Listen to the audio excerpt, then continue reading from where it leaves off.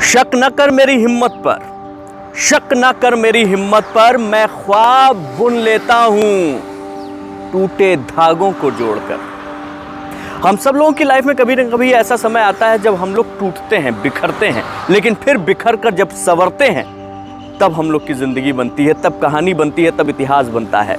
और कई बार हम इस कहानियों को बनाने में चूक जाते हैं। क्यों? क्योंकि टूटने के बाद संवर नहीं पाते। कई बार समस्याएं जब सामने रहती हैं तो उसके एक ही पहलू पर हमारी निगाह रहती है। एक बार एक बच्चा, 10 साल का बच्चा अपने घर में खेल रहा था। खेलते खेलते उसके पापा जो वहाँ ऑफिस का काम कर रहे थे किनारे, वो अपने पापा के पास हर 2 मिनट में पहुँच जाता। पापा ये क्या, पापा वो क्या, हर सवाल लेकर पहुँच जाता। उसके पापा उसके सारे सवालों का जवाब दे रहे थे बहुत धैर्य से, लेकिन उनको चाहिए था थोड़ा एकांत अपने ऑफिस के काम को ख़त्म करने के लिए।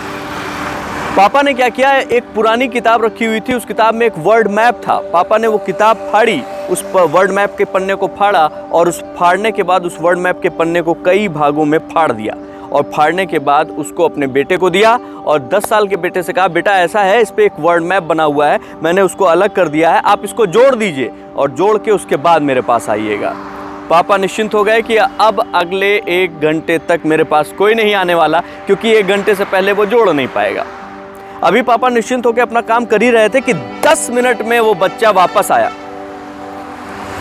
10 मिनट में वो बच्चा वापस आया और 10 मिनट में वापस आकर कहा, पापा ये देखिए।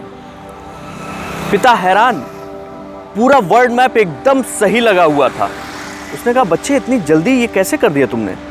उसने कहा, बहुत सिंपल था पापा, आपने जो मैंने इसको देखा और तो इसके पीछे एक कार्टून बना हुआ था, वो कार्टून मेरा फेवरेट है, मैंने उस कार्टून के हर टुकड़े को जोड़ा और उसके बाद जब उसको पलटा तो वर्ड मैप तैयार था। ठीक इसी तरीके से हम सब की ज़िंदगी में जब भी समस्याएं आती हैं तो उसका एक ही पहलू हम देखते हैं जहां से हमें वो समस्या दिखाई पड़ती है, लेकिन उसके दूसरे पहलू भी होते हैं जहां से उन समस्याओं को हम आसानी से हल कर सकते हैं, उन समस्याओं का जवाब ढूंढ सकते हैं और उन समस्याओं को अपनी ज़िंदगी से अलविदा कह सकते हैं। बस ज़रूरी है पहलू बदल कर उन समस्याओं को देखने की।